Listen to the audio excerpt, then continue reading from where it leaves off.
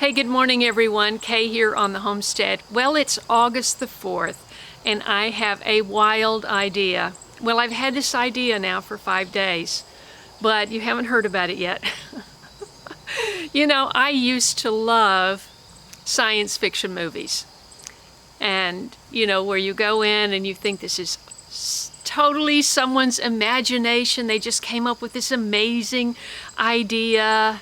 And you know, when you start to realize that all of this stuff is true, that it kind of spoils it. But back when I loved them, one of my favorite lines from the funniest science fiction movie, in my opinion, ever was Galaxy Quest. Never give up, never surrender. I wasn't a big Tim Allen fan at the time. I didn't watch Home Improvement, but he was excellent in that movie. And of course that one line, you know, never give up, never surrender, was just, it just stuck with me. And that's probably why I just don't give up. You know, I just keep trying and keep trying. And you know, one of the things that I have always felt about gardening is you grow what you love. And I grew up in the South, and I grew up with an intense love of tomatoes, corn, and watermelon. Those were my three favorites. When I first started Late Bloomer, my first season, I did a 3-episode corn, tomatoes, and watermelons, and I talked about that. And that was in 2012, 11 years ago. So anyway, I have had quite the go with raccoons. They destroyed my flower corn, my painted wapsie. I did not get one ear of that from my side garden. It didn't help that it got blown down 4 times, and I tried to pick it up and string it up and hold it, prop it up and all of that. So I'm on my 3rd stand of corn in my lower garden right now, and I've got so many defenses against raccoons. I've got 4 motion lights, a radio blaring whatever at night, and a red flashing light. And of course I readjusted the electric wires, so far, I mean, I'm afraid to even say, but it's still not destroyed down there. So I am going to take a chance. I know every farmer in this county, in this area, would tell me I'm crazy, but I am going to plant corn today, and it's August the 4th. I'm going to plant some more painted wapsie. Mark sent me more seed when he learned that the raccoons destroyed my side garden corn, and it's a short season. It matures at 5 feet. And I've already started it. You just saw it in the opening shot. It's that tall. And I was not thinking of doing it today. I thought, well, I'll do it tomorrow. But I'm looking at the weather, and it's going to be raining in 2 hours. And then it's cloudy all the rest of the day, not too hot. And then it's sunny tomorrow. So that gives it a chance to acclimate. Now, I'm going to speed up the process. I've only got 2 hours, so I'm going to speed up the process by removing the shoots, the seed starts, from the tray, because last time I did that down in the lower garden, I was dragging this tray, taking one out at a time on my knees, and it was backbreaking and it was awful for my knees. So I'm just going to sit comfortably in here, take out each one, and put it into a big tray, and just carry that down. And I'm going to rip open a seam. I've already got the mounds. It's going right in where the corn grew before. That's all been cleared out by my neighbor. Take a look. Okay.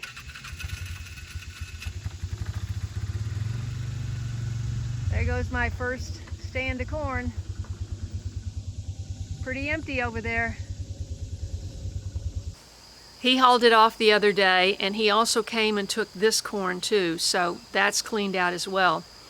So I'm going to rip open a seam. I'm going to take blood meal and bone meal, some fertilizer, and compost down there and just dress it and pop those in, close it up, and let it get rained in this afternoon. So that's the plan.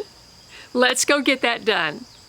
Hey, if you're new here, I'm on about 9+ acres in Tennessee after starting my gardening and channel in Los Angeles in a tiny little micro garden. So great opportunities here and also great challenges. So if that interests you, building a sustainable homestead, I hope you'll subscribe and click that bell for notifications so you won't miss an episode right here on the homestead. This 132 cell seed starting tray and holding tray are made by Haas Tools, and I am an affiliate, and you can get a discount if you grab that link underneath the video in the description box. But what I didn't notice the first time I did it was the roots coming up over here. So I see little filaments, coming up, which are little roots in here. And so I'm not exactly sure, but look at this. These have been in here for, I think, 5 days. And I have got, out of 132, I think there's only 2 cells that did not germinate. Under here you can see a lot of really nice roots. It's funny, there's more around the outside than in here. I'm not sure why that would be, because the heat mat is not as large as this Haas tray. Isn't that funny? And there's less roots right there. So let's see. And some of these are all smaller in the middle. So that's interesting. So I use something that's about the size of this hole, and I just find the hole. Where is it? Where'd the hole go? Oh, there it is. Oh, that's the second row. And then I just pop it out.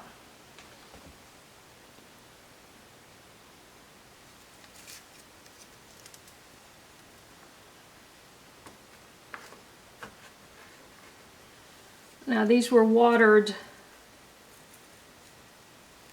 yesterday with some fish fertilizer, so that they're still kind of wet and compacted. They're going to fall apart if they're dry. This grease pencil is exactly the size of that hole. Okay. And just for comparison, this is the way I did it out in the garden, but of course I didn't have it on its side, and I just want to see, I think maybe this is actually a better way to do it, because I'm kind of tearing those tender roots on the back side, and this way I get the entire root. So see what works best for you. But this is an incredible cell tray that you can get so many started.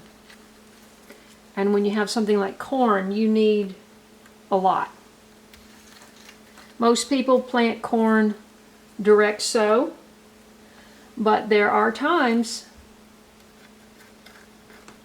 when you might want to start the seeds inside.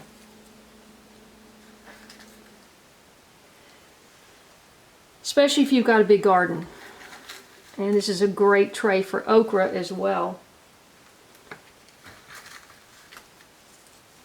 Yeah, this is actually going a bit faster than the pencil, grease pencil.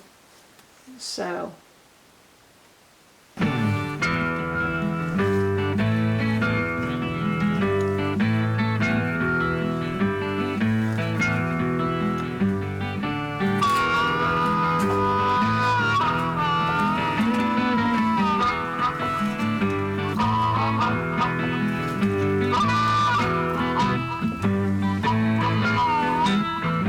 Okay, there were 129 out of 132 cells with a germinated plant in it. So I would say that corn is fantastic. Okay, I just have to throw this in here. I went to the best nursery in the whole area yesterday for some last-ditch tomato cages because you can't find them anywhere around here. And I thought I might try to salvage a few of these tomatoes on the terrace. And remembering that my English lavender did not do so well, they had a whole huge thing of lavender, and I just said, okay, I have to have 4. And then I saw everybody is raved about this particular hibiscus, which I have over here, and they had the exact same one, and I always said if I found it again I wanted to get it, and so I grabbed that one. And this looked absolutely, this is a Rose of Sharon, and it's called a chiffon, and it looked absolutely fabulous before he loaded it into my truck. But he put it in the back, well, I guess it had to be, but he put it in the back of my truck laid down, and a lot of the blooms fell off, so hopefully it'll recover. Okay, it is 9:18 and it's calling for 100% at 10 o'clock. So, I think I have everything handy, and I am going to very quickly knock down some of the weeds on the side. As you can see, I've got 2 cleared rows here. I had a 3rd row, but the beans have encroached. So I have 129 plants, so that's about 64, let's see, it's about 64 per row. I have no idea how long, how many I can put into this row, but I'm going to do them about 4 or 5 inches apart, so there's no thinning. And hopefully it'll just go on the 2 rows. It'll fit. I don't know. I mean, you do the math, okay? I got to get started. Actually, on second thought, I'm not going to worry about the weeds. I'm just going to get it planted, if I can. And I can always get the weeds tomorrow.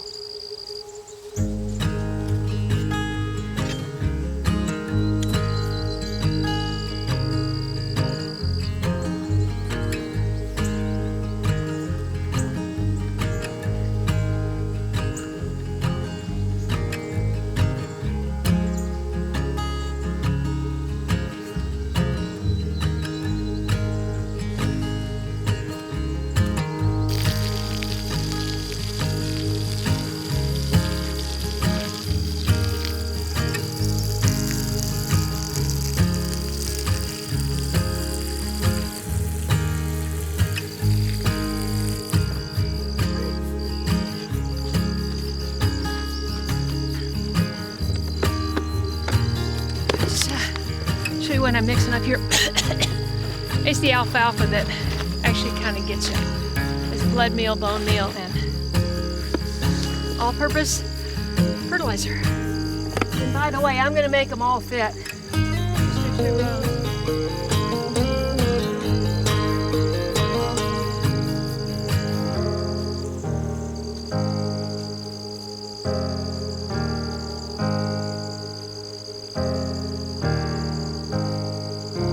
You might have noticed, you probably couldn't notice, but I noticed that the corn was cut right at the surface, and so I got to work around those to put it in. But for sure, I'm going to get 65 in each row. I mean, come on, right?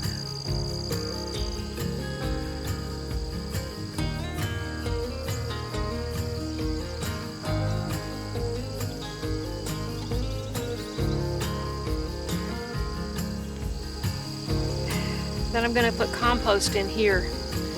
So that's why I'm kind of making a boat. I mean, you know.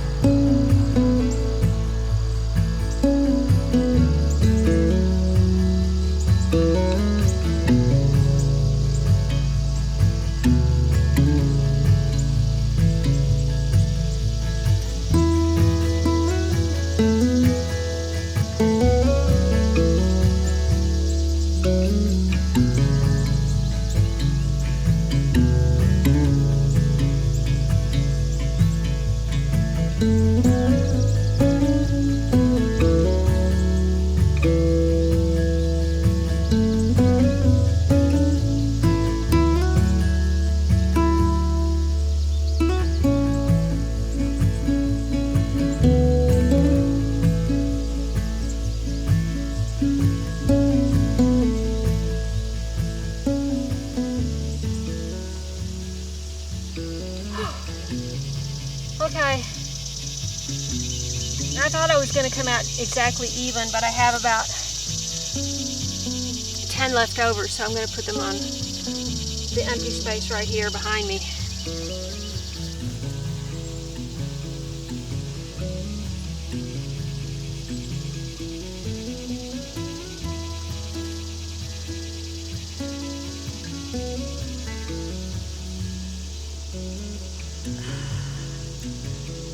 These are a tiny little bit closer together because I just wanted to give everything that sprouted a chance.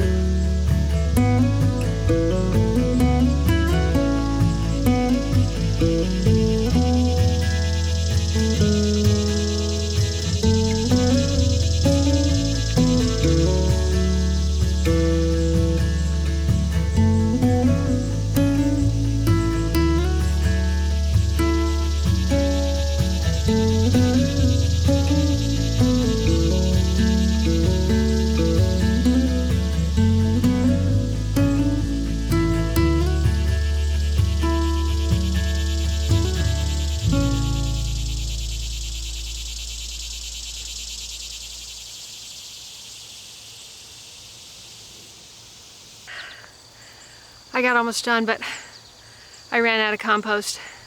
I can't tell if it's raindrops hitting me or if it's sweat rolling off my forehead. I'll be right back. I gotta go get another bag.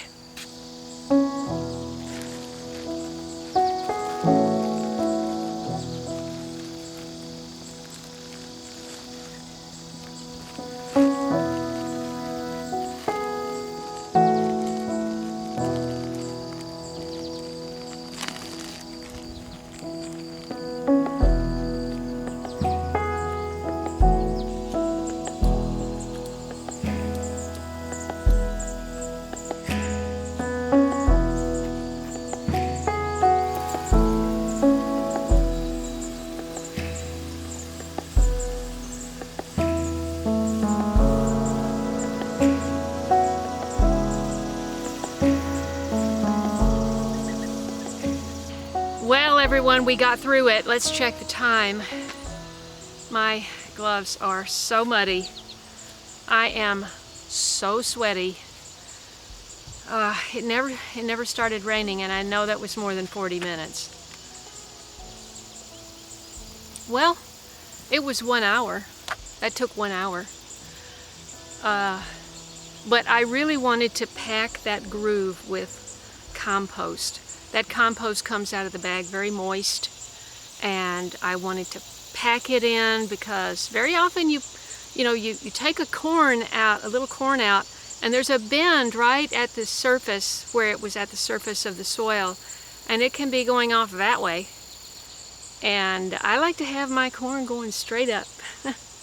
So if you just throw it in any old way, it'll kind of grow sideways, and you don't want that because they get heavy.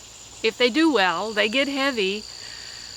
So you want everything standing up like candles all the way down the row. Just to reiterate, the reason I am planting corn again at August the 4th, hello, is because of two things. I worked so hard on this. This is flower corn that was developed by my friend Mark, and from two corns he developed this over time, and he calls it painted wapsi, and it's a flour corn. It's not for making cornmeal, it's for corn flour. And of course, he had said so much about it, I really wanted to experience that and make something out of the flour, if I could get it ground and all of that. So since I had the seeds, and since I had the tray, because when I planted those seeds 5 days ago, I didn't have any empty space anywhere for corn. I thought about putting it on that new terrace, but I don't think that would have worked out well at all, because corn's a heavy feeder and there's still wood chips breaking down in that. And I think they would have just died. So, you know, with that permission that my friend Tim gave me 2 days ago, I said, okay, I'm doing it right here. And it's not going to take that long. I'm not going to have to develop the area. It's already ready. You saw I just zipped it open, threw down the fertilizer. While I was working, I was thinking about improvisation, and I decided on the title of my book, should I ever write one. I'm not going to tell you because, you know, just in case I do, but it has to do with improvisation. And I know most farmers and gardeners that have been doing it for a long time, they have a plan. Just like Daryl, you know, we did that whole video in the winter, last winter, how he plans, how he gardens. How he's gardening in the winter, by one of the things he does is planning out, drawing out his various beds, how he's going to rotate his crops and so forth.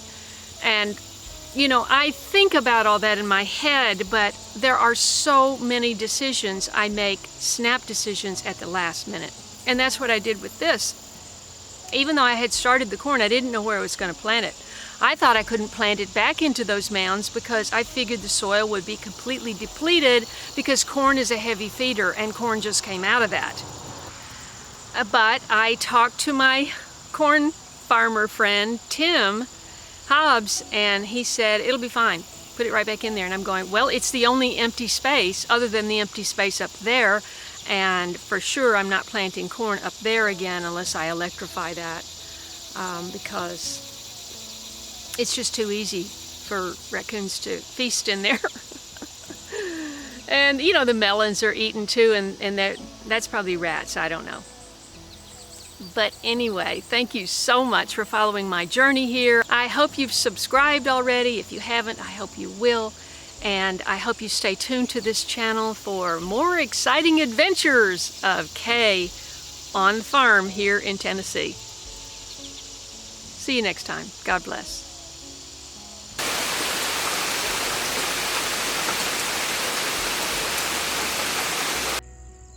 Okay, this is after the rain and about 3 hours of sun. They look good.